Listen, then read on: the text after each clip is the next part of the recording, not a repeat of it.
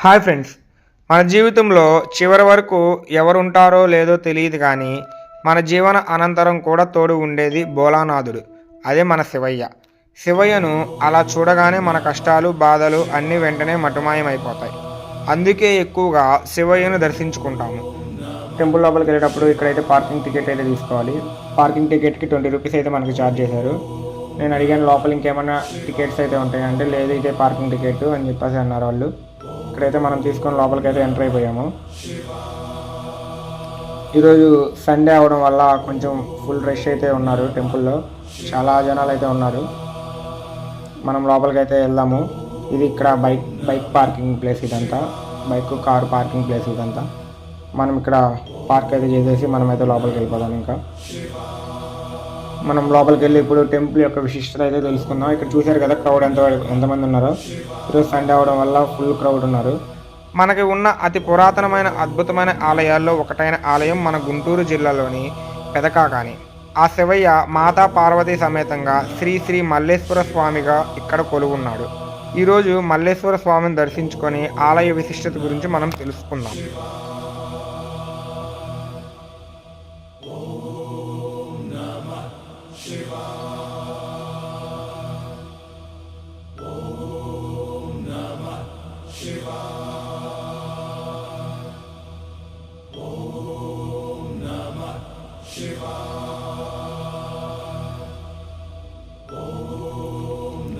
శివుని ఆజ్ఞ లేనిదే చీమైనా కుట్టదంటారు. అలాగే శివయ్యను దర్శించుకోవాలన్న ఆయన ఆజ్ఞ ఉండాలి. ఈరోజు నా శివయ్యను దర్శించుకునే అవకాశం నాకు దక్కింది. ఆదివారం అవ్వటం వలన ఇక్కడ చాలా భక్త సందోహం ఎక్కువై ఉంది. ఇంకా సోమవారం అయితే ఆలయాన్ని దర్శించుకోవడం అంటే శివయ్య దయ వల్లే సాధ్యం.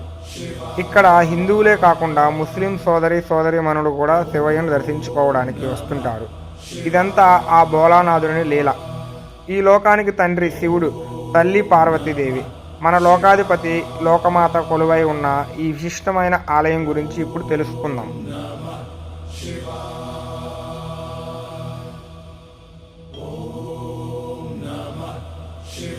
పురాణాల ప్రకారం భరద్వాజ మహర్షి తన ఆధ్యాత్మిక ప్రయాణంలో భాగంగా ఈ ప్రాంతానికి చేరుకున్నారు.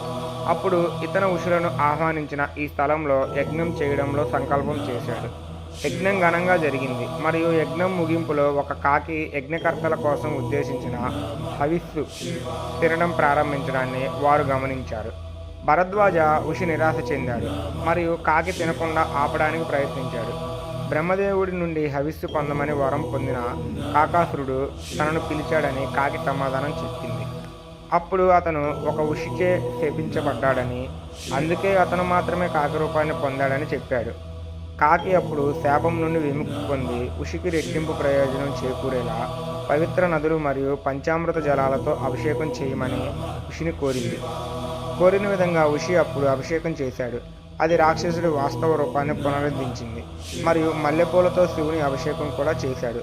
అందుకే మల్లికార్జున స్వామి పిలిచే దేవత. ఈ ఆలయం క్రీస్తు శకం 1440లో శ్రీకృష్ణదేవరాయల కాలంలో నిర్మించబడింది. ఈ ఆలయం పిల్లలు లేని దంపతుల కోసం చేసే రాహుకేతు పూజకు ప్రసిద్ధి చెందింది.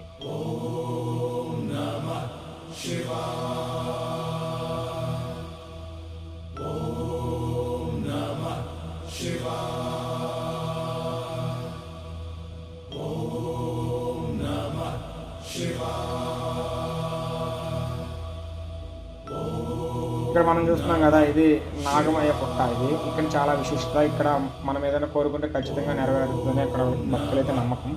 అక్కడ మనం దీపం పెట్టి మనం ఏదైనా కోరికలు కోరుకుంటే ఖచ్చితంగా నెరవేరుతుందంట. ఇక్కడ భక్తులైతే నమ్మకం. చూస్తున్నారు కదా అక్కడ భక్తులు ఏ విధంగా అయితే పూజలు చేసి దండం పెట్టుకుంటున్నారో.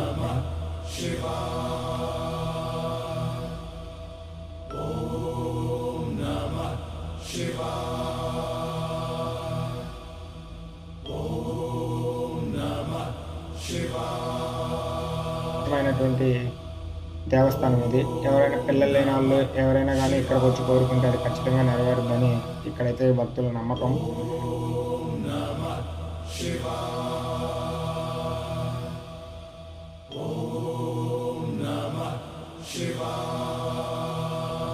టెంపుల్ యొక్క విశిష్టత అవన్నీ ఇప్పుడు మనం తెలుసుకున్నాం కదా. ఇది చాలా చాలా పురాతనమైనటువంటి టెంపుల్ ఇది. అలానే చాలా విశేషమైన టెంపుల్ కూడా ఇది. మనమైతే ఇప్పుడు టెంపుల్ వెనక సైడ్లో ఉన్నాం, బ్యాక్ సైడ్లో ఉన్నాము. ఇక్కడ చెట్టు చూసారు కదండి. ఇక్కడ ఈ చెట్టుకి మనం పుట్టకి దారం చుడతాం కదా, అట్లా 3 రౌండ్లు చుట్టి ఇక్కడ ఏదన్నా కోరుకుంటే ఇది ఖచ్చితంగా నెరవేరుద్ది. చూసారు కదా, చెట్టుకి దారం కూడా చుట్టుంది. ఇక్కడ ఎవరైతే ఏదైనా అక్కడ చెట్టుకి ఏదైనా మనం కోరుకొని ఏదైనా కట్టొచ్చు. అక్కడ చూసారు కదా, అది రెడ్ కలర్ క్లాత్తో కట్టుంది. మనం ఏదైనా కోరుకొని అక్కడ కట్టుకుంటే అది ఖచ్చితంగా నెరవేరుద్దని ఇక్కడ భక్తుల నమ్మకం. అదే ఇక్కడ పాలు కూడా పోస్తారు. ఇక్కడ అదేవిధంగా ఎవరైనా ఏదైనా కోరుకుంటే అది నెరవేరిస్తే ఇక్కడ పొంగల్ పెడదామని చెప్పి చాలామంది భక్తులు అయితే ఇక్కడ కోరుకుంటారు. అలానే ఇక్కడ వాళ్ళ కోరికలు నెరవేరిన వాళ్ళు కూడా ఇక్కడ పొంగలి వచ్చి గుడి చుట్టూ ప్రదక్షిణాలు చేసే వాళ్ళు కూడా ఉన్నారు. ఇక్కడ చూసారు కదా, ఇక్కడ భక్తులు ఎలా అయితే ఇక్కడ పూజ చేసుకుంటున్నారో ఇది చాలా విశేషం. ఇది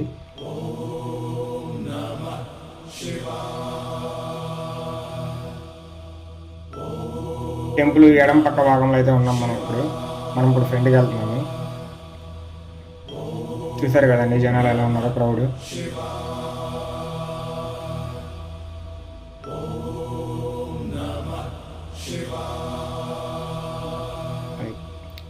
ఇక్కడ ఈ చెట్టు కూడా ఫేమస్. ఇక్కడ కూడా జనాలు వాళ్ళ కోరికలు అయితే కోరుకొని ఇక్కడ పూజలు అయితే చేసుకుంటున్నారు. మనం ఇప్పుడు టెంపుల్ ముందు భాగంగా అయితే వచ్చేసాము. రేపు సోమవారం ఇంకా భక్తులు ఎక్కువ మంది రష్ ఉంటారు. ఈరోజు సండే అవడం వల్ల కొంచెం రష్ ఎక్కువ ఉంది. రేపు కూడా ఇంకా ఎక్కువ మంది ఉంటారు. ఇప్పుడు మనమైతే స్వామివారి దర్శనానికి అయితే క్యూలో వెళ్తున్నాము. ఇదైతే ఉచిత దర్శనం క్యూ. ఇది 100 రూపాయల టోకెన్ కూడా ఉంది. కానీ మనం ఇక్కడ క్యూ ఖాళీగా ఉంది కాబట్టి మనం ఇందులోకి అయితే వెళ్ళాము. చూస్తున్నారు కదా, క్యూ అయితే కొంచెం ఖాళీగానే అయితే ఉంది. అంత క్రౌడ్ ఏం లేదు లోపల దర్శనానికి. మనమైతే ఇప్పుడు క్యూకి అయితే వెళ్ళిపోయాము. క్యూలో ఉన్నాము. ఇప్పుడు మన ముందు లైన్ కనపడుతుంది కదా, అదైతే 100 రూపాయలు టోకెన్. అది అభిషేకం అయితే ఇక్కడ 400 రూపాయలు అయితే ఛార్జ్ చేస్తున్నారు అభిషేకానికి.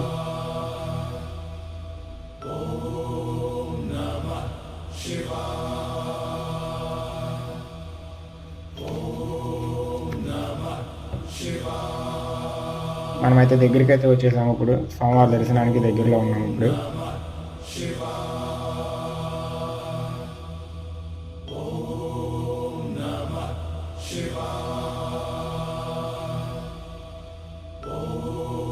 ఇక్కడ ఎవరైనా కొబ్బరికాయలు కొట్టదలుచుకుంటే ఇక్కడ బయట అక్కడ కొబ్బరికాయ కొడుతున్నారు కదా, బయట శివలింగం దగ్గర అక్కడైతే కొట్టుకోవచ్చు కొబ్బరికాయ.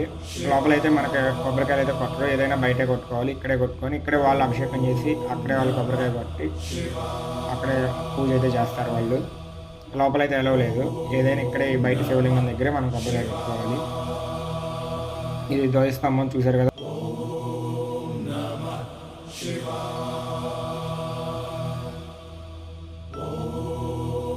ఇప్పుడు మనమైతే స్వామివారి దర్శనానికి దగ్గరికి అయితే వచ్చేసాము.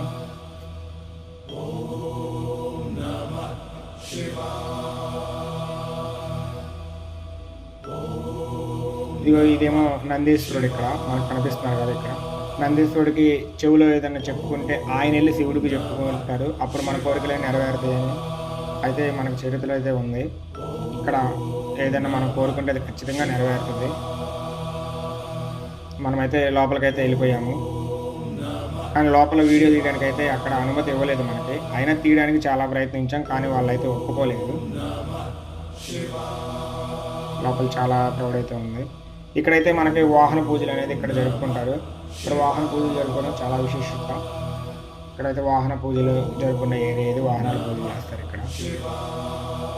ఇక్కడైతే మనం చూస్తున్నాం కదా, ఇక్కడ ఏదైనా మనం ఏదైనా కోరుకుంటే తర్వాత అది అయిపోయిన తర్వాత ఇక్కడ ప్రభ అనేది పట్టుకొని వచ్చి ఇక్కడ స్వామివారికి లోపల గుడి చుట్టూ 3 రౌండ్లు అయితే తిప్పుతారంట.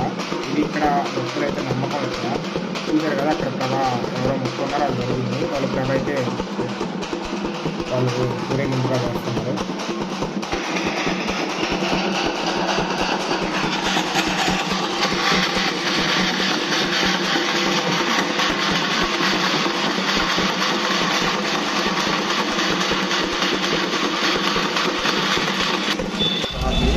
ఇప్పుడు మనం అయితే ఈ ప్రభ యొక్క విశిష్టత తెలుసుకుంటాం. ఈ నెల 18వ తారీఖు అప్పుడు రాత్రి దాకా ఏదో ఉత్సవాలు రోజు జరుగుతుంది. వల్ల అక్కడ పొద్దున వస్తారు ఊరే వాళ్ళు మొత్తం ఊరు మైక్ దగ్గర ఊళ్ళో మొత్తం కావచ్చు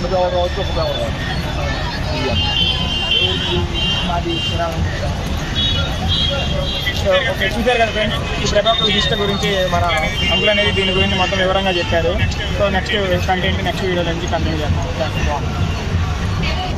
ఇక్కడ ఏదో అయితే మనం లడ్డు కౌంటర్ దగ్గరికి అయితే వచ్చాము. ఇక్కడ లడ్డు 80 గ్రాములు 70 గ్రాములు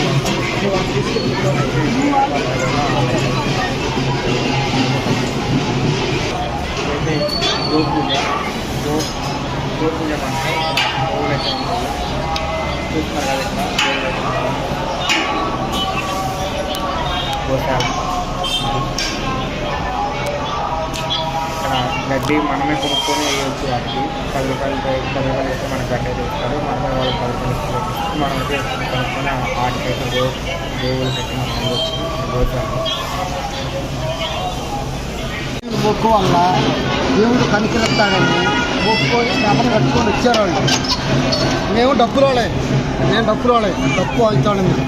డప్పు మాకు ముఖ్యమంత్రి కాబట్టి మేము వస్తాం.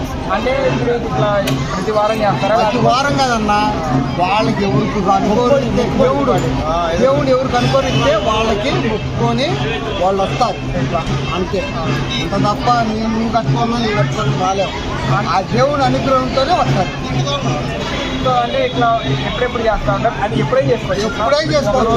వారం ఎప్పుడైనా చేసుకోవచ్చు. ఏ వారం చేసుకోవచ్చు. అయితే రేపు శివరాత్రి అయిన తర్వాత ఇంకా వస్తాయి. ఇప్పుడు శివరాత్రి దానికి ఇంకా 18 తారీఖు శివరాత్రి ఉంది. ఆ శివరాత్రి ఇంకా వస్తాయి. ఎప్పుడైనా కాకానిపూడి దేవస్థానంలో ఇల్లు చేసుకున్న ఉన్నారు, ఇప్పుడు ఉన్నారు, అన్నీ ఉన్నారు. ఏది దానికే ఏదైనా శివుడు ఆధ్వర్యంలో జరుగుతూ ఉంటుంది. తప్ప ఇప్పుడు శివరాత్రి ఉత్సవాలు అనేది మాకు ప్రత్యేకత అయితే దేవుడు అనంటారు. తుళ్ళూరు మండలం గుంటూరు జిల్లా తుళ్ళూరు మండలం అనంతవరం. ఓకేనా?